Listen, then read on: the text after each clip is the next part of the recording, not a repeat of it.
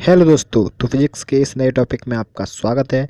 तो आपने अभी तक इस चैनल को सब्सक्राइब नहीं किया है तो सब्सक्राइब कर लीजिए, क्योंकि इस चैनल पर डेली फिजिक्स एंड केमिस्ट्री की वीडियो आती रहती हैं।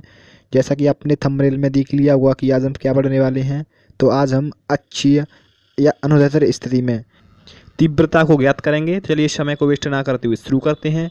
तो देखिए, इसमें अक्षीय का अर्थ क्या होता है। अक्षीय का अर्थ है अक्ष पर, अर्थात किसी भी बिंदु पर अगर हम वैद्युत क्षेत्र की तीव्रता निकालेंगे तो वह बिंदु किसी भी रेखा के अनुदिश होगा।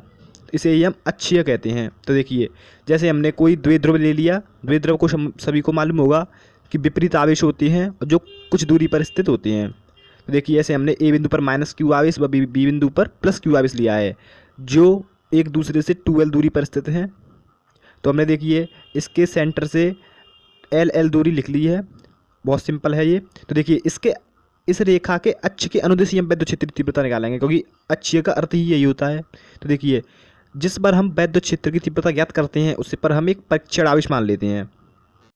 तो देखिए, वैसा ही हमने लिख दिया है कि कोई बिंदु P है जिस पर वैद्युत क्षेत्र की तीव्रता ज्ञात करनी है और उस पर एक परीक्षण आवेश मान लिया है। तो देखिए, इस P बिंदु पर वैद्युत क्षेत्र की तीव्रता ज्ञात करनी है, उसकी सेंटर O से दूरी r है, द्विध्रुव के सेंटर से।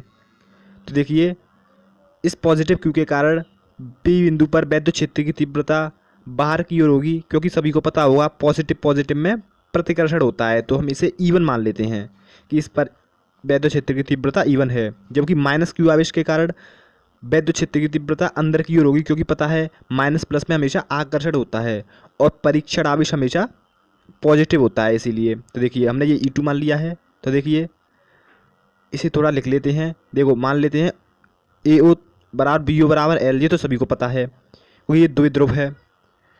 और देखिए, ये PO बराबर क्या है, R है, क्योंकि हमने जिस पर वैद्युत क्षेत्र की तीव्रता ज्ञात करनी है उससे द्विध्रुव के सेंटर की दूरी r मानी है। तो देखिए, अगर AO बराबर BO बराबर L है एवं PO बराबर R है, तो हम आराम से कह सकते हैं कि BP बराबर क्या होगा। आप देख ही सकते हैं, PO बराबर R है एवं BO बराबर L है, तो हम आराम से कह सकते हैं कि BP बराबर क्या होगा, R माइनस L। आप थोड़ा सा वीडियो को पीछे रिपीट करके भी देख सकते हैं, सिंपल है। देखो, अगर BP बराबर R माइनस L है तो हम इसी प्रकार कह सकते हैं, बिल्कुल इसी के तरह, कि AP बराबर क्या होगा। देखिए, PO बराबर तो R है एवं देखिए AO बराबर L है, तो AP बराबर क्या होगा, R प्लस L। तो चलिए, यहाँ तक तो आपको क्लियर हुआ होगा। चलिए आगे चलते हैं। देखिए, हमें इस P बिंदु पर वैद्युत क्षेत्र की तीव्रता ज्ञात करनी है। तो हम देखो, दो स्थितियों में वैद्युत क्षेत्र की तीव्रता ज्ञात कर सकते हैं, +q आवेश के कारण एवं -q आवेश के कारण। दो ही आवेश हैं तो हम दो ही तीव्रता ज्ञात कर सकते हैं। तो देखिए, फर्स्ट है, हम मान लेते हैं कि पहले हम +q आवेश के कारण बिंदु P पर वैद्युत क्षेत्र की तीव्रता ज्ञात करेंगे। तो चलिए शुरू करते हैं। तो देखिए, +q आवेश के कारण बिंदु P पर वैद्युत क्षेत्र की तीव्रता, और देखिए +q आवेश के कारण P बिंदु पर वैद्युत क्षेत्र की तीव्रता E1 बाहर की ओर होगी, क्योंकि प्लस प्लस में प्रतिकर्षण होता है। देखिए, E1 बराबर क्या होगा, तीव्रता तो मैंने निकालना बता ही दिया था, सिंपल है। तो देखिए, E1 बराबर क्या होगा, KQ अपॉन दूरी कितनी है इसकी, R माइनस L, यही तो थी। तो KQ upon R minus L का होल स्क्वायर, क्योंकि किसी बिंदु पर वैद्युत क्षेत्र की तीव्रता क्या होती है, KQ अपॉन R स्क्वायर होती है, और R यहाँ दूरी होती है। तो यहाँ पर दूरी क्या है BP की, R माइनस L, तो यही लिखा है। एवं इसकी दिशा देखिए, इसकी दिशा क्या होगी, BP साइड में होगी, क्योंकि पॉजिटिव में प्रतिकर्षण होता है, इसी कारण हमने BP दिशा में E1 को लिया है। तो देखो, हमने E दिशा भी लिख ली इसकी। और देखिए, अब नेक्स्ट पॉइंट करते हैं। +q आवेश के कारण तो निकाल लिया, अब निकालेंगे हम -q आवेश के कारण वैद्युत क्षेत्र की तीव्रता P बिंदु पर। चलिए लिख लेते हैं। तो देखिए, -q आवेश के कारण P बिंदु पर वैद्युत क्षेत्र की तीव्रता, और आपको पता ही होगा माइनस प्लस में आकर्षण होता है, तो इसीलिए E2 को हमने अंदर की ओर लिया है। तो देखिए, शुरू करते हैं। तो E2 बराबर क्या होगा, देखिए के Q upon R plus L का होल स्क्वायर, क्योंकि ए से पी बिंदु की दूरी कितनी है, आर प्लस एल है, जो हमने अभी किया था आर प्लस एल। तो देखो यही लिख देते हैं, E2 बराबर हो गया K Q upon R plus L का होल स्क्वायर। सिंपल है, ज़्यादा टफ है नहीं ये। देखिए अब हमने दो तरीके से निकाल लिया और इसकी दिशा भी देखिए, माइनस के कारण पी बिंदु पर वैद्य क्षेत्र की दिशा किधर की ओर होगी, पी बी की साइड में होगी या पी ए की साइड में होगी, क्योंकि एट्रैक्शन के कारण वैद्य क्षेत्र की तीव्रता अंदर की ओर हो जाएगी। चलिए देखिए हमने E1 भी निकाल लिया, E2 भी निकाल लिया। अब हमको कुल वैद्य क्षेत्र की तीव्रता ज्ञात करनी है। चलिए शुरू करते हैं। तो देखिए प्लस क्यू एवं माइनस क्यू आवेश के कारण कुल वैद्य क्षेत्र की तीव्रता। अब हमें इनमें नेट वैद्य क्षेत्र की तीव्रता को ज्ञात करना है। चलिए शुरू करते हैं। तो देखिए टोटल तीव्रता क्या होगी, दोनों को जोड़ देंगे E1 प्लस E2। तो देखो यही किया है हमने, ई नेट बराबर है vector E plus vector E2। देखिए तो क्या होगा इसमें, लेकिन देखिए दोनों की दिशा E1 व E2 की दिशा एक दूसरे के विपरीत है। जैसा कि आपको भी दिख रहा होगा, E1 व E2 एक दूसरे को प्रतिकर्षण कर रहे हैं, क्योंकि एक प्लस प्लस के कारण E1 है तो दूसरी प्लस माइनस के कारण E2 है, तो दोनों एक दूसरे को प्रतिकर्षण कर रहे हैं, तो इनकी दिशा एक दूसरे के विपरीत है। अगर विपरीत है तो जो बड़ा होगा, अर्थात जिसमें ज़्यादा पावर होगी, वही वैद्य क्षेत्र दूसरे वैद्य क्षेत्र को अपनी ओर खींच लेगा। तो हम इससे स्पष्ट कह सकते हैं, और ये सदिश स्वरूप भी है। तो इसे देखिए हम E टोटल कैसे निकालेंगे, E बड़ा माइनस E छोटा, जैसा आपको भी दिख रहा होगा। तो हम बड़े वैद्य क्षेत्र से छोटे वैद्य क्षेत्र को घटा देंगे तो हमारा टोटल वैद्य क्षेत्र निकल आएगा।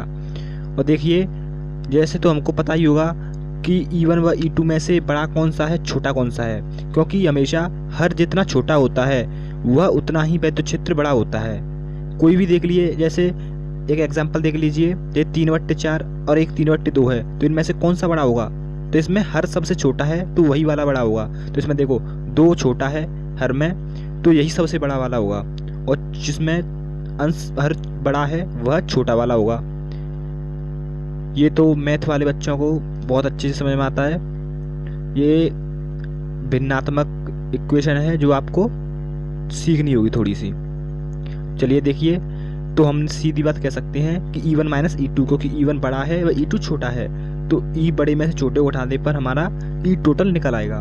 तो देखिए E1 क्या था हमारा, K Q upon R minus L का होल स्क्वायर, व E2 क्या था हमारा, K Q upon R plus L का होल स्क्वायर। तो देखिए E1 व E2 दोनों में के क्यू कॉमन है, अर्थात के क्यू दोनों में सेम है, तो हम के क्यू कॉमन ले लेते हैं। तो देखिए हमारा बचा हुआ क्या बचा, 1 अपॉन आर माइनस एल का whole square minus 1 upon R plus L का होल स्क्वायर, क्योंकि हमने के क्यू कॉमन ले लिया है। तो देखिए इसको कैसे सॉल्व करते हैं, देखिए तो इसमें हम के क्यू तो बाहर ही है, तो इसमें हम देखो बड़े कोष्टक में हम एलसीएम ले लेते हैं। तो देखिए आर माइनस एल का whole square into R plus L का होल स्क्वायर, ये तो सभी का पता होगा, एलसीएम एक दूसरे में गुणा करके हो जाता है। तो देखिए ये तो भिन्नात्मक रूप है जो सभी को आता होगा, और नहीं आता है तो ये सीखना भी होगा, क्योंकि इसके बिना काम नहीं चल पाएगा। तो देखिए ये हमने भिन्न को सॉल्व करके लिख दिया है, सॉल्व बिल्कुल सिंपल है, थोड़ा सा भी भिन्न आपको आता होगा। तो देखिए के Q upon A plus B का होल स्क्वायर तो सभी को आता होगा। तो देखिए ए प्लस बी का होल स्क्वायर क्या होता है, ऐसे R square plus L square plus 2RL, क्योंकि ए प्लस बी का क्या होता है, A square plus B square plus 2AB। इसी प्रकार ये माइनस लगा दिया, और आर माइनस एल का होल स्क्वायर क्या होगा, ए माइनस बी के होल स्क्वायर की तरह। तो देखिए आर का स्क्वायर प्लस एल का स्क्वायर माइनस 2RL, और देखिए अपॉन में जो है तैसा की तैसा लिख देते हैं, आर माइनस एल का whole square R plus L का होल स्क्वायर। तो देखिए इसे आगे कैसे सॉल्व करते हैं, तो देखिए के क्यू तो बाहर ही है तो उसे बाहर ही रहने दो, तो थोड़ा सा पहले भीतर का इक्वेशन को सॉल्व करते हैं, थोड़ा सा कट पिट जाए तो और सरल हो जाएगा। तो देखिए आर स्क्वायर थे आर स्क्वायर कट गया, जबकि एल स्क्वायर थे एल स्क्वायर कट गया। क्योंकि सबको दिख रहा होगा r माइनस एल के होल स्क्वायर के कोष्टक से बाहर माइनस का चिन्ह लगा है तो एक दूसरे कट जाएंगे, जबकि 2rl और 2rl एक दूसरे से जुड़ जाएंगे क्योंकि माइनस बाहर लगा है और माइनस ही भीतर है तो माइनस माइनस प्लस हो जाएगा। जबकि जो नीचे है वो वैसा की वैसा लिख देते हैं, इसमें कोई दिक्कत नहीं है। तो देखिए अब आगे सॉल्व करने की कोशिश करते हैं। अब थोड़ी सी नीचे की इक्वेशन को सॉल्व करते हैं, इससे और सरल हो जाएगा। तो देखिए ये तो ऐसे है कि ऐसा लिख दिया के क्यू कोष्टक में 4rl अपॉन, देखो इन दोनों पर स्क्वायर लगा है तो हम इसे बड़े कोष्टक के अंदर बाहर बिल्कुल होल स्क्वायर लगा सकते हैं, कोई दिक्कत नहीं होगी, दोनों सेम घात हैं तो इसे बाहर भी लगा सकते हैं। तो देखिए ऐसा ही किया है हमने। देखिए ऊपर ऐसा ही ऐसा लिख दिया के क्यू अपॉन के क्यू कोष्टक में 4rl अपॉन, ये तो सभी को पता होगा a प्लस बी और एक कोष्टक में a माइनस बी किसका फॉर्मूला होता है, तो ये फॉर्मूला होता है a square minus B square का।